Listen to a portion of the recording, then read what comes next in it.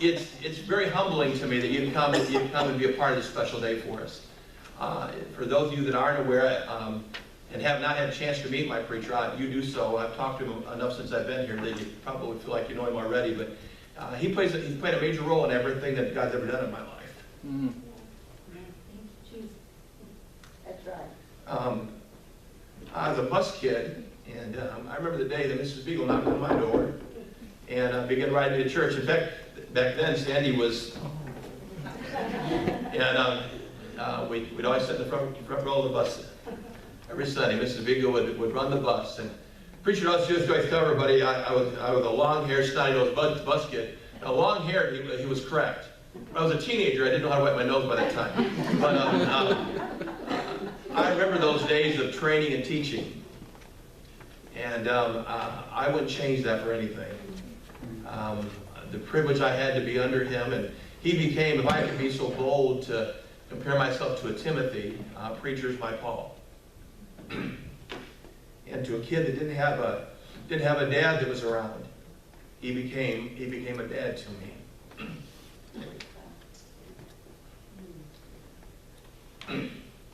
And began to see something in a young teenage boy that not other people saw.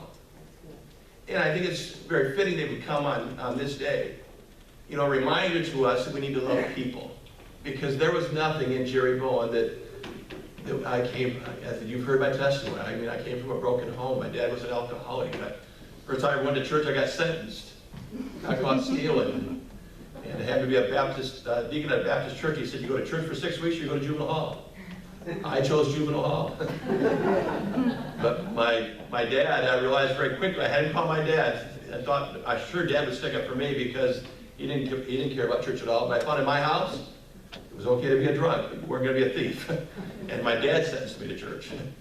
And God began to do a work, because shortly after that time, Mrs. Beagle knocked on the door and brought me to church. And the preacher took a special interest in my life, and I had the privilege of serving with him for many, many years. And then God called us back to Michigan. I used to tell preacher everything that God ever did in Michigan, he was a part of. Because the training that I had and the preparation, I would not trade for anything in the world. And then now, who would have thought, after being gone 19 years and having to leave Michigan because of my asthma, the doctor would say, come back to smoggy Southern California and it'll be okay. And the truth of the matter is, I came back and you wouldn't even know I have asthma, and I don't have to use anything at all for it anymore. It's amazing what God has done. And now to be able to come out here, as many of you know, it's been about 4 months now, I think, or so, that got a call for a preacher that said there's a workout in Colton, and they're battling whether they're going to close or go forward. And we came out here, and God, I think very quickly, if I could be so bold, say, knit our hearts together pretty quickly.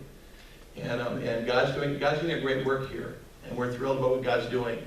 But to have preacher here today means the world to me, and for you that have come back to honor him means a tremendous amount. He is a very special man, and I'm very thankful for him. I'm going to ask you to go ahead and have a word of prayer, and then we're going to turn it over to him. I asked him, he wasn't feeling so good this week, and I asked him if he was going to be able to make it. At first, he wasn't going to, and I called him yesterday, and I said, preacher, listen, I just want you to be with me. I said, if you can do nothing, just come. And then I said, listen, all you can do is give a devotion. And then it's like we reverted back 40 years. Because then, he always called me boy. Boy, I don't do devotions. Okay? So he's going to preach. And so I'm thrilled to death to be able to have him here this morning. So let's go ahead and have a word of prayer, and then we'll have preacher come. We do thank you for your love for us. And on a very personal note, I'm so thankful for a man that began to exhibit and share that love. Knowing that there was nothing in this young man that would have caused a preacher to reach out and love and care for him, but he did. And I know it's because of the work that you did in his own heart, that in turn he was able to practice what we, John 15:12. And Father, I pray you'd use him today. Thank you for having him healthy enough that he's able to be with us. Pray you'd bless the message today in a very real way. Father, help us to take the message to heart today and apply it to our lives. We pray in Jesus' name. Amen.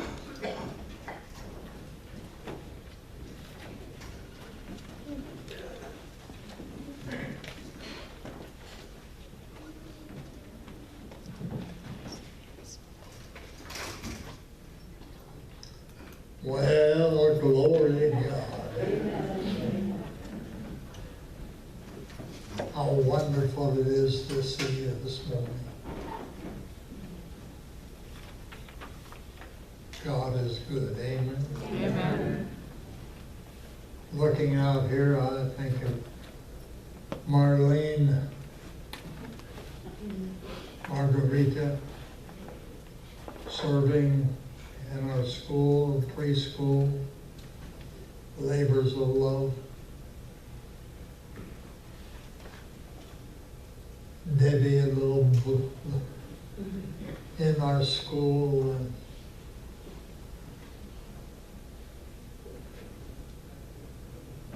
what a joy it is to be here, and you've honored me by inviting me. I'm glad you have a clock back there. Several years back, my number 3 son, Scott, is founder of Faith Radio in Tallahassee, Florida. I was there for the anniversary. And Sunday morning, I picked up my Bible, and he told me he had me preaching Sunday morning, Sunday night. So we headed for the car, and I said, "What Baptist church am I preaching in this morning?" He said, "You're not preaching in the Baptist church. It's a Pentecostal holiness church." I said, "A Pentecostal holiness?" He said, "Can you handle that?" I said, "I can handle it." I got to preaching, and I was having a wonderful time. And I looked down and I saw my son and his wife praying. And I looked at my clock. I'd been preaching an hour and 40 minutes. I said, "Oh, this is not a Baptist church." So I guarantee I'll not do that, but I want you to know you've honored me by coming today. And I'm so grateful to the Lord for you. I love your preacher and his dear wife. I think of your pastor. He was like a bad weed. The more I cut him down, the faster he grew. He said he had long hair. It wasn't long hair. It was an afro. I'd grab a hold of that long hair and I'd shake him. I said, "Bless God, boy. When are you going to get a haircut?" He'd look at me. We finally got him saved. Anyhow, he's really one of my kids. I've got 7 natural children, and he is number 8. And I've always counted him that. I've been looking forward to seeing some of you folks. So I kind of thought maybe Debbie Bland was going to be here. It used to be Debbie Bland. And I wondered, I hope she's going to be there. For Anthony and Amy, how they've treated me and how kind and gracious they've been. It's just been wonderful. Richard, we reminisced a little bit. My wife had gone through 2 bouts of cancer. And I had been shooting her with heroin or morphine.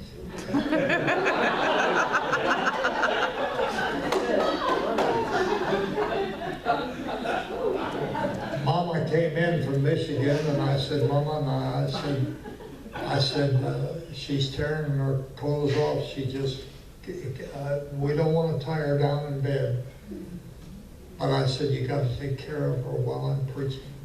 I got home and she was about off of the bed. And I said, Mama, I said, what? Why didn't you take it? She said, I couldn't handle it. So I called the City of Hope and they said, we've been waiting for your call. We wondered how long you were going to try to tough this thing out. And I said, I need to bring her in. They said, we're waiting for her. And I called Richard Campos. And he and I picked her up. They took her in. I saw Richard coming from a lost man. You were a deacon for a while, weren't you? Are you a deacon now? Where are you at? Not at the moment. I help. I serve the Lord doing it and everything. I want you to turn back with me, if you will, to Matthew chapter 5. Matthew chapter 5. You know that Jesus is in the happiness business. He wants you to be happy. And over again, in Matthew 5, he preached the greatest message that has ever been preached. There isn't anybody or anything that will ever touch it. And he talks about being blessed. Now that means fortunate, prosperous, enviable, it translates. That means, he said in his preaching, he said, you can have a quality of life that the scribes and the Pharisees will see something different in your life. Yes, sir. And they'll want what you got. Jesus is in the process of building our lives in the likeness of himself.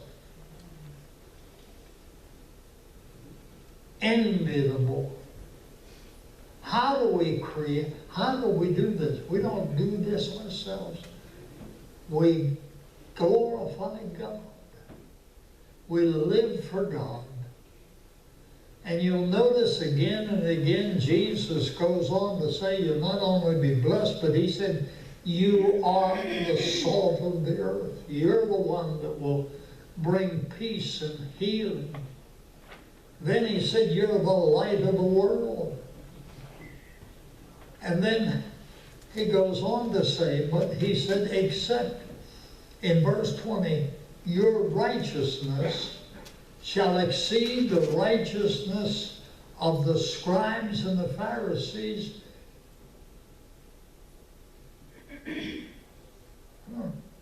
In no case will you enter into the kingdom of heaven.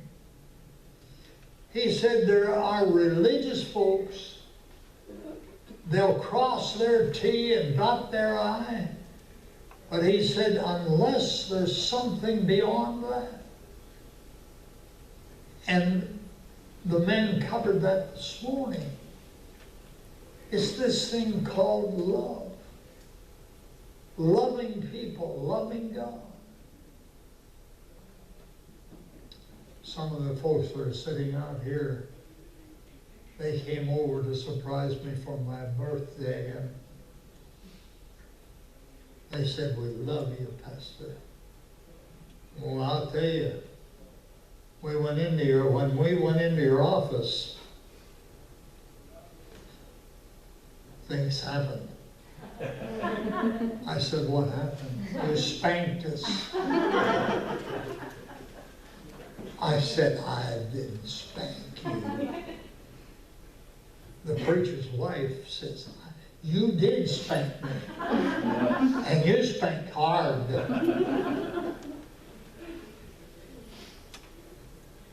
But the reason they're here today is L-O-V-E. When I was pastoring, I had some people say, how in the world do you preach that hard and you clean their clock and man, you really good, you really get at it.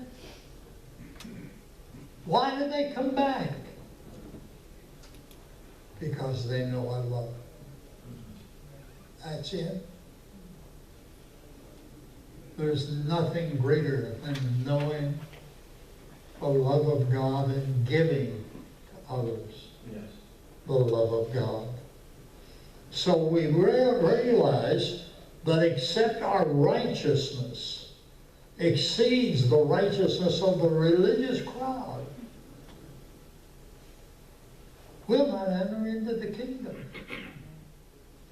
You'll notice this, that there's a verse over here in verse 41 that kind of passes over. In fact, I was looking yesterday in my office and pulling out some translations, and it's amazing how they've passed it by. And here's the secret of being blessed and having the power of God in your life and the love of God flowing through your life. Jesus said, and whosoever shall compel thee to go a mile, go with him 2. Give to him that asketh me.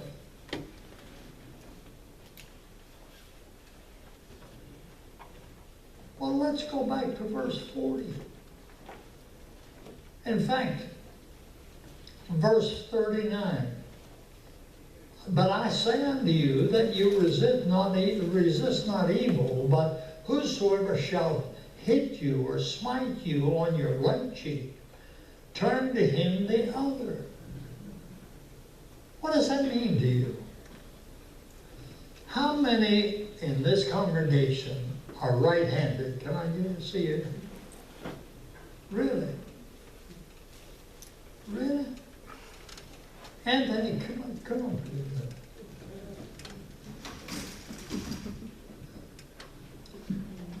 If you're right-handed, where's your power?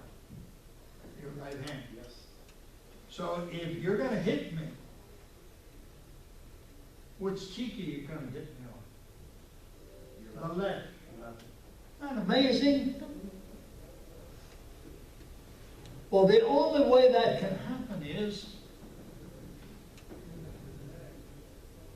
even a Pearl Harbor attack. The right hand, the right cheek. You see, Jesus knew what it was to absolutely be in subjection to somebody that would misuse and hurt you and do all manner of evil against you. But God says, when you allow me to be the Lord of your life, you'll know exactly what it is then to love people. Thank you. So we come to this place of going the second mile. You can say what you will about being a second miler.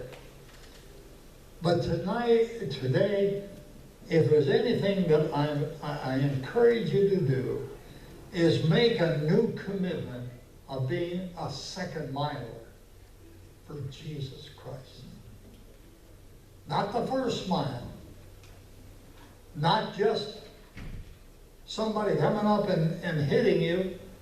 And if you're right-handed, it always comes on the left cheek. But to allow somebody to come up behind you and smack you, and then turn to them